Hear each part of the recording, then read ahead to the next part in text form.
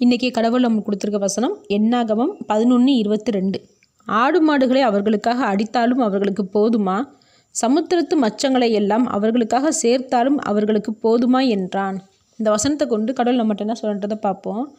மோசே இஸ்ரவேலர்களை வழிநடத்தி கொண்டு வரும்போது இஸ்ரவேலர் ஒவ்வொரு தடவையும் தேவனை குறை சொல்லும் போதும் தேவன் மேலே நம்பிக்கை இல்லாமல் பேசும்போதும் மோசே தான் இவங்களுக்காக தேவனிடத்தில் பணிஞ்சு பேசி மன்னிக்க வச்சான். அது மட்டும் இல்லை, தேவன் செஞ்ச அதிசயங்களையும் அற்புதங்களையும் எல்லாத்தையும் எடுத்து சொல்லி இஸ்ரவேலர்களை வழிநடத்தி வந்தான். தேவன் மேலே முழு நம்பிக்கை வச்ச மோசே இப்போ இஸ்ரவேலர்களுக்கு சாப்பாடு வேணும்னு இறைச்சி வேணும்னு கேட்டு டார்ச்சர் பண்ணும்போது மோசே என்ன சொல்கிறான்னா, 1 மாதம் வரைக்கும் உங்களுக்கு திகற்ற வரைக்கும் இப்போ கடவுள் சாப்பாடு கொடுக்க போகிறாரு, இறைச்சியை சாப்பிட போகிறீங்கன்னு சொல்லிடுறான்.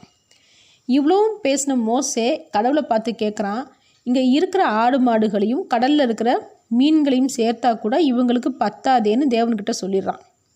அதுக்கு கடவுள் சொல்கிறாரு, என்னாகமம் 11:23, கர்த்தருடைய கை குறி இருக்கிறதோ, என் வார்த்தையின்படி நடக்குமோ நடவாதோ என்று நீ இப்பொழுது காண்பாய் அப்படின்றத சொல்லுவார். சொன்ன உடனே காடைகளை கடவுள் சாப்பிட கொடுத்தாரு. மோசேவும் ஒரு நிமிஷம் இஸ்ரவேலர்கள் போல இவங்களுக்கு எப்படி சாப்பாடு பத்தும்னு யோசித்தான். அதுக்கு காரணம், இஸ்ரவேலர்கள் முறுமுறுக்கிறதவே கேட்டு கேட்டு நம்பிக்கை இல்லாததை பேசுகிறத கேட்டு கேட்டு அவனும் ஒரு நிமிஷம் தடுமாறி நம்பிக்கை இழந்துட்டான், சந்தேகப்பட்டான்.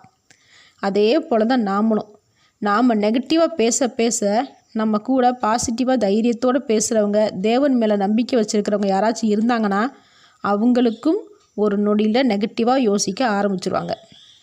நம்ம நம்பிக்கையை இழக்கிறதும் இல்லாமல் மற்றவங்களையும் நம்மளோட புலம்பல், அவங்களோட தைரியத்தையும் நம்பிக்கையும் இழக்க பண்ணுது.